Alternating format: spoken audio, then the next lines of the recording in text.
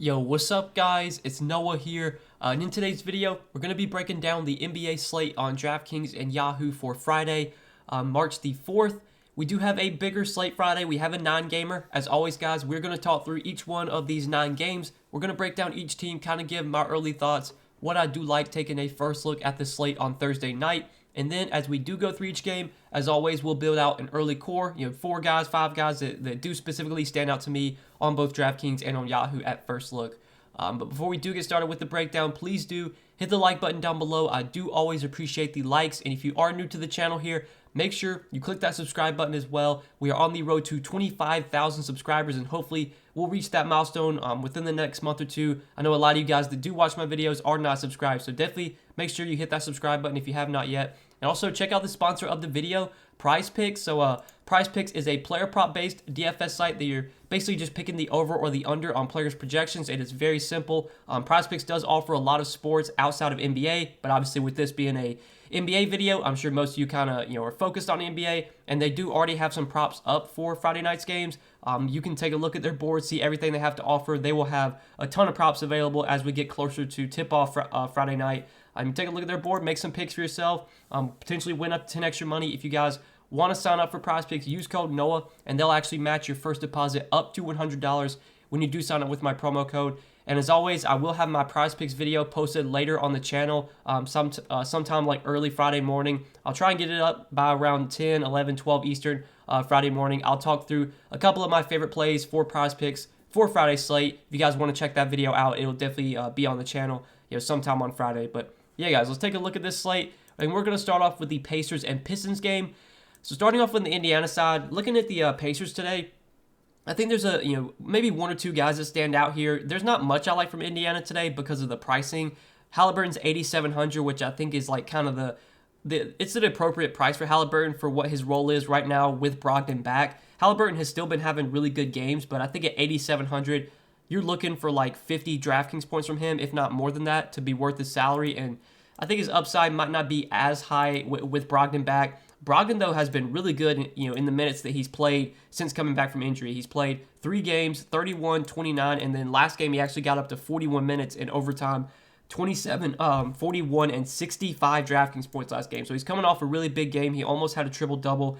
Malcolm Brogdon has always been a pretty productive player when he gets minutes, and especially, with how this Pacers roster is right now. Sabonis not on the team, Karis LeVert not on the team anymore. Obviously, Miles Turner is injured right now. I mean, it's Halliburton, Brogdon, Buddy Hield. Those are the guys that are really, dominating the usage, taking all the shots, and we've seen Brogdon, be productive in the minutes he's gotten. And given that he played over 40 minutes in overtime last game, I'm guessing that Brogdon is like no longer on a minutes limit. So I think we get 35, 36 minutes from Malcolm Brogdon today if the game stays close. At 7,600, he is for sure my favorite play on this Pacers team. I do like him quite a bit. I don't think I'm super high on anyone else. Buddy Hield at 7,400, I think, is probably too expensive for my liking. O'Shea Brissett's minutes have just been all over the place. He hasn't been that productive either, so I don't want to pay almost $6K for him. Jalen Smith has been playing pretty well off the bench, and his minutes have been pretty good, especially last game he played 37 minutes. This is kind of a situation that's really tough to predict. Coming off the bench, you don't know how much Jalen Smith is going to play, but obviously he's someone they want to try and see, what they have in Jalen Smith. They did trade for him, so I would think he continues to play pretty good minutes off the bench. Now at 5,200, does he stand out as a top play today? I don't think so, but if you're making a lot of lineups, maybe you can sprinkle in a little bit of Jalen Smith. But by far, my favorite play on this Pacers team is Malcolm Brogdon. He's the guy that I like the most here. And then on the other side of this game with the Pistons, the Pistons are on a back-to-back today. This is not a spot where I really want to be loading up on Pistons. I will say the matchup is pretty good. The Pacers defense has not been that good at all lately, and on the season they've been a bad defensive team. So it wouldn't be surprising to see, Cade Cunningham or maybe Sadiq Bey, maybe Jeremy Grant have a good game. If I had to play anyone on Detroit, I think Jeremy Grant's probably my favorite play. He was the guy that I like most from Detroit on Thursday's slate against Toronto. He was solid, had 36 DraftKings points, played 35 minutes. We know that Jeremy Grant is going to play, 35, 36 minutes if this game's close. Against a, mediocre, if not below average Indiana team, you would have to think this game does stay close and we do get full minutes from Jeremy Grant. So no issues with him, but in general, the Pacers the Pistons are not a team I'm really looking to target. Olynyk at 5K, no thanks. Isaiah Stewart at 4,800. I mean, maybe you could go to, but I really question his upside at this price point. I'm just not really looking to many Pistons on this slate. So next game, we'll talk about Atlanta and Washington. Atlanta, another team on a back-to-back today. We'll definitely have to watch the injury report here. Trae Young was questionable, ultimately wound up being a game-time decision for Thursday's game, and he did wind up playing. And he actually played really, really well. He played 38 minutes, had 67 DraftKings points. I mean, he didn't seem to be injured. He looked fully healthy. But anytime, a guy was questionable and then they played the next day, there's always a chance that Trae Young, is questionable again or maybe sits out today. So keep an eye on the Hawks injury report. I guess there's a possibility that maybe Trae rests here on the back-to-back. Assuming he plays, though, I mean, I think at 10-2, he is definitely viable on the slate. I think the matchup against Washington is fine. Like, the Wizards defensively this year, I mean, they've not been that great. They are a bottom 10 in defensive rating on the season. So definitely think Trae Young is in play today if he's able to go. John Collins was out Thursday. I don't think he'll play today. He was doubtful Thursday, didn't wind up playing, so I'm guessing he's going to be out again. With him out, that helps to secure the minutes for Clint Capella, for Gallinari. Clint Capella was someone that I did like quite a bit on Thursday's slate, and he was solid. He did play really good minutes like I expected. He played 33 minutes, which is the most he's played in a while.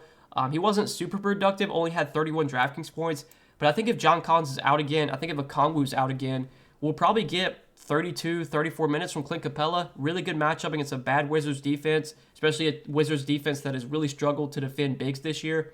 Kind of like the spot again for Clint Capella. I don't have an issue going to him. But that's really it from Atlanta. No one else stands out here. I think I'd only be going to these other guys if by some chance, Trae winds up sitting on the back-to-back. Then we could look to Bogdan, Hunter, Herter, and, the value pieces. But I'm expecting Trae to play today. And then on the other side with the Wizards, the Wizards, they're kind of another team that, I just don't really roster many Wizards, at least not right now. I think Kyle Kuzma is always in play. He's the one guy that I do have interest in from this Wizards team, just because his role right now is so good. He's playing huge minutes every night, 35, 36 minutes. He's been producing in all categories, scoring, getting rebounds, getting assists. I think the matchup against Atlanta is pretty favorable. Atlanta's another team that has not been good defensively this year. I'm pretty sure they're bottom 5 or bottom 10 in defensive rating on the season. So definitely think it's a good spot for Kyle Kuzma. In 9,400, I think he's priced where he should be, but he's at least still playable just because I think the upside is still there.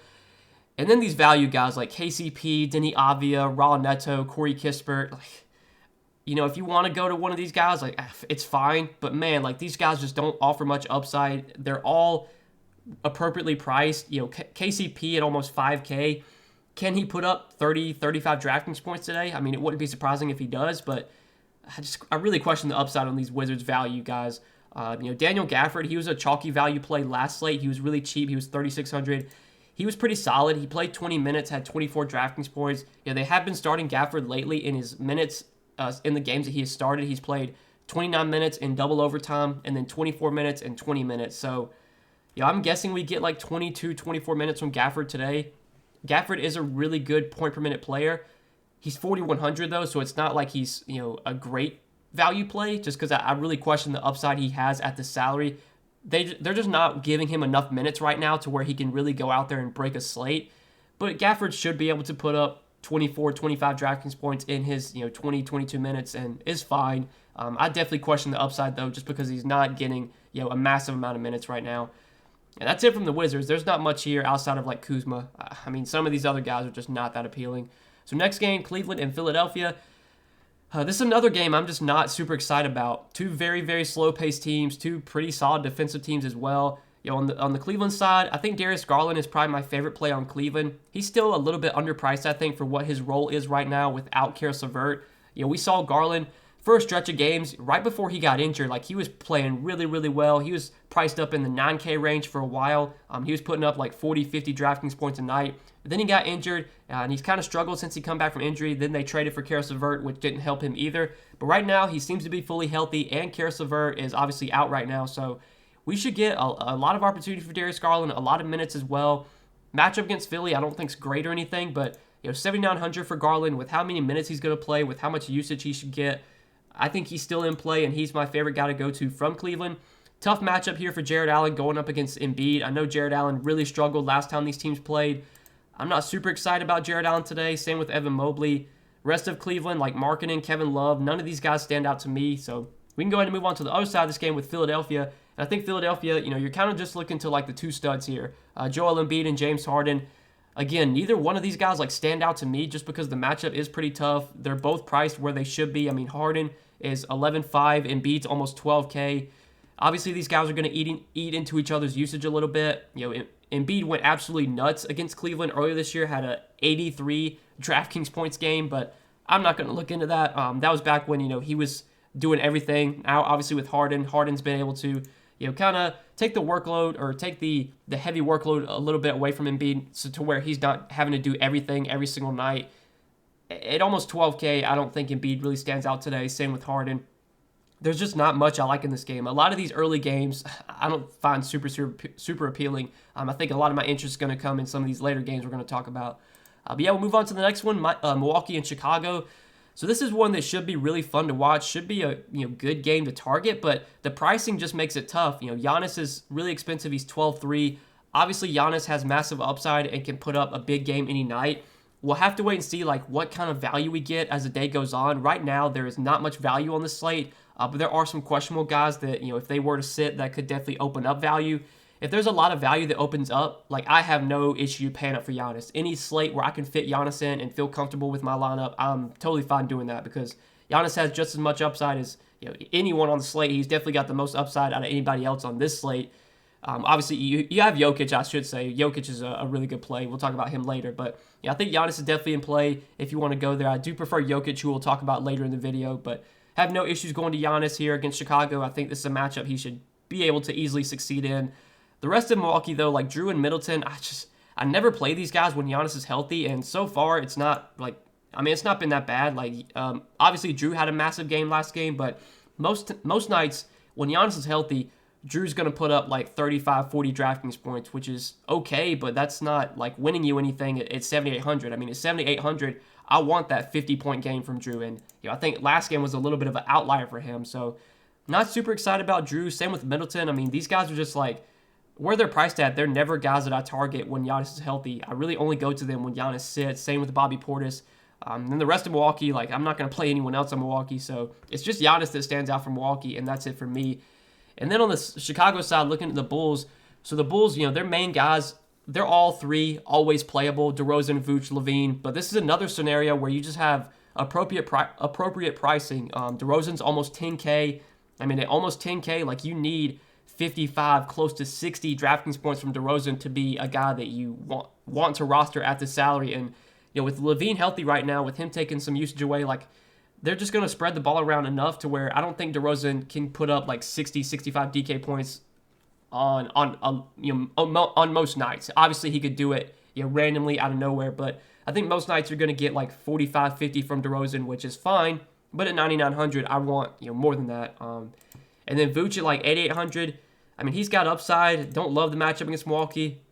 I guess he's probably my second favorite play on Chicago. I probably would put LaVine number one. I know LaVine has not been that great lately. Wasn't great on a Thursday night against Atlanta, but at only 8K, you're definitely getting a discount on LaVine right now, even though he's not been playing that well. He should still play big minutes if it's a close game. He's always got upside too. I never get excited about any of these Chicago guys. I don't think any of them really stand out on this slate, but if you're playing a lot of lineups and you want to sprinkle in some DeRozan, some Vooch, some LaVine, don't hate it. Rest of Chicago, I'm not really looking to, though. So we can move on to the next game, Orlando and Toronto. On Orlando today, I mean, another team that I think there are a few guys that I'm interested in here, but a lot of guys I feel are overpriced. Wendell Carter at 8K. I know he's been playing really well lately, but man, 8K, I just don't know if I can stomach paying 8K for Wendell Carter. If he goes out there and puts up 50 DraftKings points and is a top play, then so be it. But I think 8K for Wendell Carter, I'm fine, just not going to him at that price point. Cole Anthony feels cheap, but he's just been so freaking bad lately. I mean, you look at his game log, 18, 32, 25 DraftKings points. His minutes have still been solid, but he's just not been that productive. I still think Cole Anthony can have a good game any night because he, on average, he averages around a fantasy point per minute, and he should play, low to mid 30s minutes if it's a close game. It's 6,600, as a low-owned dart throw. I don't hate Cole Anthony. Franz Wagner has been a roller coaster this season. He had a great game last game against Indiana, 43 DraftKings points. The few games before that, 20, 27, 26. The dude he either crushes or he's terrible. He's either going to score 20 DraftKings points or he's going to score 40 DraftKings points. I feel there's no in between with Franz Wagner. His role is still pretty solid. He will play big minutes if it's a close game, but just the inconsistency doesn't make him a top option for me. Same with Jalen Suggs. I think, honestly, my favorite play from Orlando is Mo Bamba, just because Mo Bamba has been, he's been trending in the right direction, especially in terms of minutes. Ever since the All-Star break ever since they came back from the All-Star break, we've actually seen Mo Bamba's minutes go way up. 25 against Houston in a game that he fouled out in, 30 against Indiana, and then 34 last game as well. So he's been kind of playing low to mid-30s minutes. Mo Bamba, his minutes for a while there were very, very low. They were it's almost like they were limiting him. I don't know if he just wasn't fully healthy or what. But since they come back from the All-Star break, his minutes have been way up. He's been getting low to mid-30s minutes. He's still fairly cheap as well at 5,200. I do like Mo Bamba quite a bit on this slate, and he's probably my favorite play from Orlando today. I think he's underpriced if he continues to play 34, 35 minutes like he has been. And that's really it from the Magic. There's nothing else I like here, so we can move on to the other side of this game with Toronto. So Toronto is the one team, at least right now, that we're going to have to watch the injury report because there's some question marks here. OG Anunoby was questionable for Thursday's game. He got ruled out, and then ultimately they said he's going to be out for like 2 weeks or something. So OG's going to be out. Fred VanVleet was questionable Thursday. Ultimately did not wind up playing. He is questionable, I guess, for today's game. Given it's a back-to-back, given they're playing a really bad Magic team, you would think they probably just sit VanVleet once again. So honestly, I'm going into the slate expecting VanVleet to sit again. If VanVleet is out, along with OG who's out, that's going to mean big-time usage for Siakam, for Gary Trent, for Scotty Barnes. Now, none of these guys were that great on Thursday's slate. I did have a lot of interest in these Raptors guys after VanVleet was ruled out. Siakam did play a ton of minutes, but he wasn't productive, only 37 DK points. He's just been really bad lately. I don't know what's gotten into Siakam, but, man, his last, 7-8 games, he's been under, 40 Draftkings points in, 5 out of his last 6 games. It's just been really bad for Siakam. I still think he's got big-time upside, especially if VanVleet sits again, so I would still have interest in Siakam. Same with Trent and Scotty Barnes. Gary Trent shot the ball god-awful on Thursday, 4 for 23. He shot 17% from the field, 20% from 3. The shot attempts were there, and that's what you want to see. The volume was there. He took 23 shots. He played huge minutes. Obviously, if he doesn't shoot the ball god-awful like he did, he's probably putting up a really big game. And his upside is definitely high without VanVleet if he sits, and OG out too. So would still like Gary Trent, would still like Scotty Barnes as well. Scotty Barnes should play big minutes even on a back-to-back. Played 40 minutes on Thursday. Should probably play 35 to 40 minutes again. He was pretty productive. Definitely like Scotty Barnes as well. I think I would rank the Raptors guys, these main three, probably in order, from bottom to top. So Scotty Barnes number 1, Gary Trent number 2, and then Siakam number 3. That's assuming VanVleet's out again. And if VanVleet is out again, we can look to Malachi Flynn as a value play. Now, Malachi Flynn was very, very chalky on Thursday's slate. Wound up being kind of a bust. He only played 27 minutes, only had 19 Draftkings points. I don't really know why they didn't play Malachi Flynn as much. I think they just chose to play Chris Boucher, play Precious Achiuwa. We saw, obviously, Siakam, VanVleet, we saw Siakam, Trent, Barnes all play huge minutes, and then Achiuwa was the guy that got pretty good minutes. He played 28 minutes off the bench. Boucher wound up playing 27 minutes. I still think Malachi Flynn, if he starts again, should play around 30 minutes, if not more. The 2 games before that he started, he played 34 and 43 minutes. So they have been giving him really, really big minutes with VanVleet out. Assuming VanVleet is out again, for only 3,900, I think Malachi Flynn is going to be a value play worth considering once again. Even though he did bust on Thursday's slate, I'm fine going right back to Malachi Flynn today. This is all, assuming that news breaks the way we want. He's really cheap on Yahoo, so I definitely like Malachi Flynn over there as well. But yeah, lots to like from this Toronto team. I think Malachi Flynn looks great. I think Scotty Barnes looks great too. As a first look play, I do like Scotty Barnes quite a bit. So we'll go ahead and plug him into our early core as well. This is all assuming VanVleet's out. Now, if VanVleet winds up playing, we'll make some changes. I do provide, all my updated stuff on Patreon, updated core plays, all that. But right now, expecting VanVleet to sit again. All these Raptors guys look appealing. I think my 2 favorites are Malachi Flynn and Scotty Barnes. But yeah, let's go ahead and move on to the next game. Talk about Minnesota and OKC.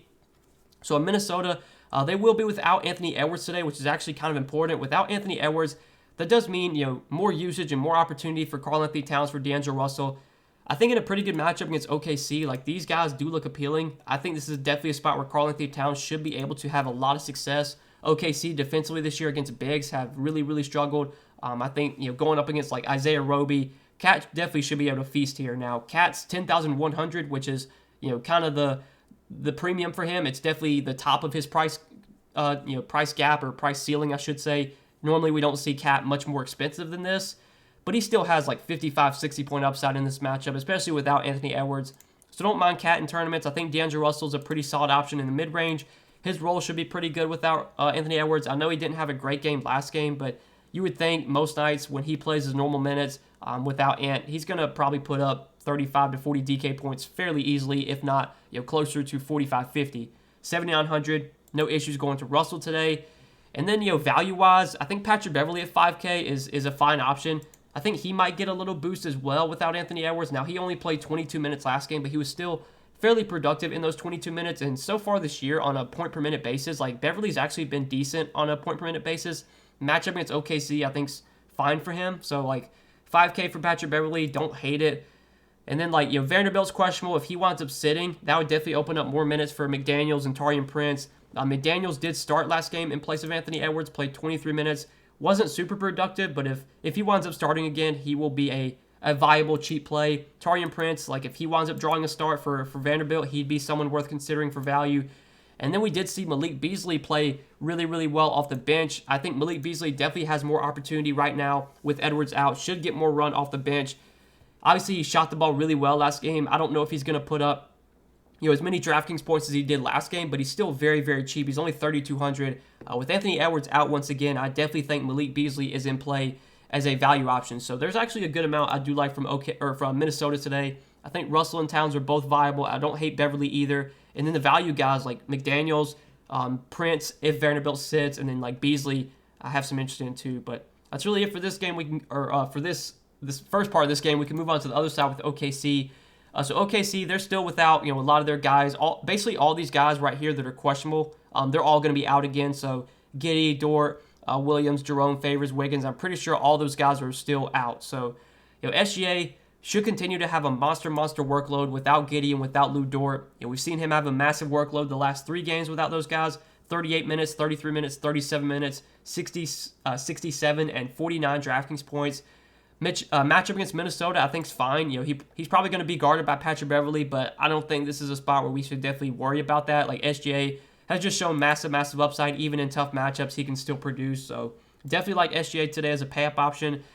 The rest of OKC, like Baisley and Mann, I'm not really that high on, but I definitely like Poku. So Poku actually did start last game, and he played really well. He's still fairly cheap for today's slate too, so definitely think Poku is in play for 4,900. He started last game, played 29 minutes, was really productive, had 35 DraftKings points, 9 points, 11 rebounds, 3 assists, 2 blocks, and 2 steals. So far this season, when Poku has gotten minutes, he's been pretty productive. I mean, you can kind of look at his points per minute. On average, over his last, 5 games, he's averaging around a fantasy point per minute. And you would have to think, with how well he played last game, he probably draws a start once again, probably plays around 30 minutes. I definitely like Poku as a value play, 4,900 on DraftKings. He's pretty cheap on Yahoo too. If you want to play Poku over there, $16. Definitely like him on this Thunder team too. Him and SGA are the 2 guys that really stand out to me. Rest of OKC, I'm not really interested in. I know Isaiah Roby had a 50-point game last game, but in this matchup against Cat, where there's a lot of foul trouble risk, I don't really want to go to Isaiah Roby. Especially since his price is up to 4,600.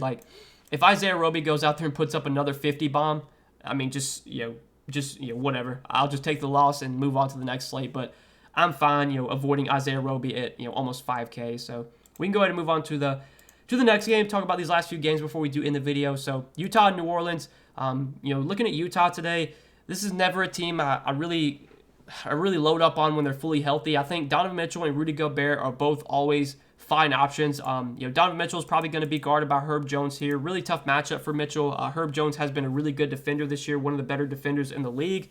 But Mitchell's workload is still going to be really good. He's going to play big minutes if it's a close game. 9,300 though, price where he should be. I think Gobert is probably my favorite play from Utah. He's still fairly affordable at only 8,200, and Gobert is basically back to playing his full minutes. Last game he played 38 minutes in overtime, wound up playing 33 in regulation. If this game stays close, we should get 32 to 34 minutes from Gobert. We know if Gobert is a productive player when he gets minutes, he can score, he can get a ton of rebounds, he can block shots as well. 8,200 I think is still a pretty good price tag on Gobert for this matchup against J-Val, which I don't hate. So definitely like Gobert. I think he's my favorite play on Utah. Not really looking to anyone else on this team outside of Gobert and Mitchell. And then on the other side with the Pelicans, so CJ McCollum at 9K, continues to have a really, really good role, on this team, or at least the minutes he's played with the Pelicans so far. He's been like their starting point guard. He's been getting good usage. He's been getting assists, getting rebounds. He's been doing everything. He's been playing big minutes as well. I think at 9K, like, he's priced where he should be for a matchup against Utah, but the role for CJ McCollum right now is really, really good, that he can put up 45, 50 DraftKings points any night with how many shot attempts, rebounds, assists he should get. So definitely think CJ is a viable play. Brandon Ingram's coming off a big game last game where he had 47 DK points. I don't think I would play like Ingram and CJ together, but if you want to go to one of the two, I don't hate it, just because those are going to be the two guys that really, dominate the usage on this team. And then you got J-Val at 7,800. Tough spot for J-Val going up against Gobert. J-Val always offers upside, and he has been better lately after he was struggling for so long for a while. And now the last few games he's starting to look better. 48 DK points, 41 DK points. He's going to have to be out there to match up with Gobert, so you would think J-Val probably plays like 32, 34 minutes here, probably gets close to the same amount of minutes that Gobert does. At 7,800, like, I don't hate J-Val, and that's probably it from the Pelicans. Jackson Hayes, he's going to continue to start, probably play around 30 minutes.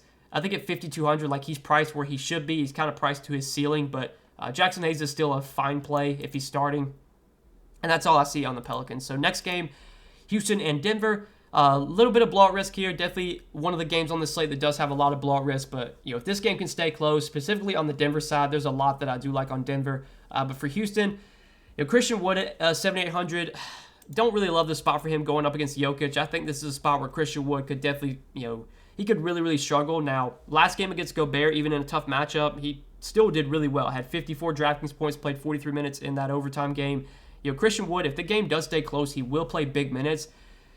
I just don't think on this slate Christian Wood's going to be someone that I go out of my way to play. I think Kevin Porter Jr. at 6K is a fine option. He should play big minutes as well if it's a close game. I think his price tag stands out a little bit more on this slate as a mid-range point guard option. I don't hate going to KPJ. The rest of Houston, though, like Schroeder, Tate, I just don't ever play these guys. I mean, none of these guys have shown much upside. Tate has shown a little bit of upside, but he's been so inconsistent this season that I don't think I'm going to go there. I think it's really just Wood as a dart throw in GPPs. KPJ I kind of have some interest in. That's it for Houston. On the other side, though, with Denver. So Denver, a team I definitely like today, specifically Nikola Jokic. I think Nikola Jokic at 12.6, really expensive, obviously, but, man, it's just such a good spot for him against the Rockets. I mean, the Rockets this year, they've been like the worst defensive team in the league. They're dead last in defensive rating. They play at the fastest pace in the league. I mean, you could not ask for a better matchup. These are basically, getting to face the Rockets is the best matchup you can get. And I think this is a spot that Jokic should just be able to feast. Now, these teams have played twice this season, and actually Jokic has not done that well against Houston.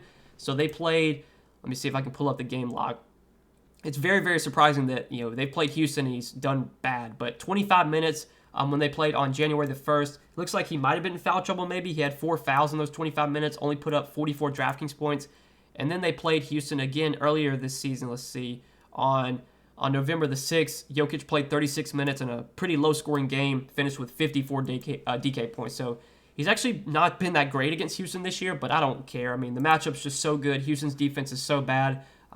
They play at the fastest pace in the league. I mean, couldn't ask for a better spot for Jokic. I think Jokic is definitely my favorite stud to pay up for on this slate.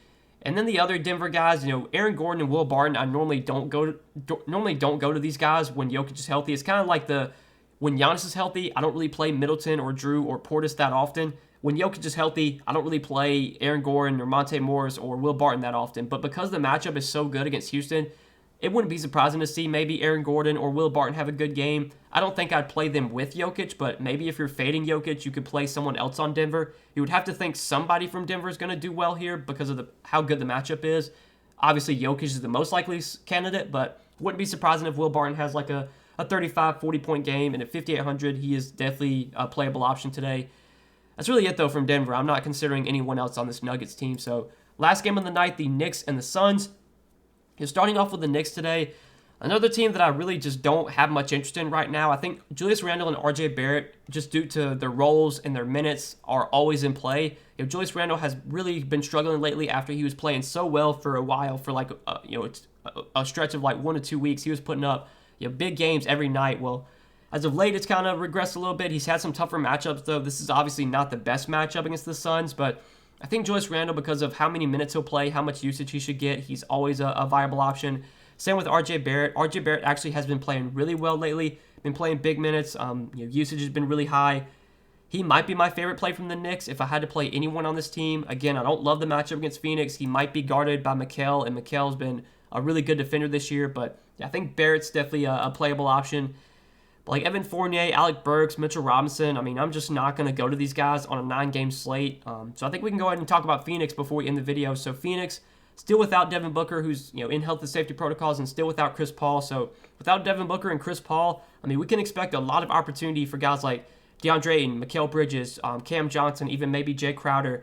Cameron Payne, the first guy, though, that I want to talk about. So Cameron Payne was obviously a very popular value play last slate.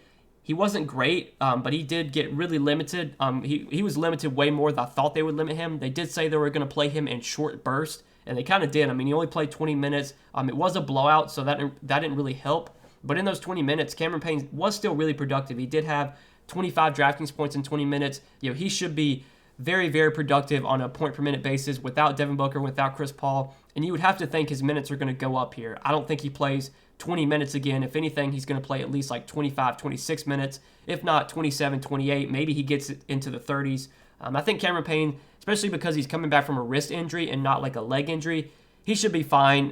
His minutes should be definitely should be up here. I think they just kind of wanted to ease him back in with his first game, facing a bad Portland team. Obviously, the Knicks are not great either.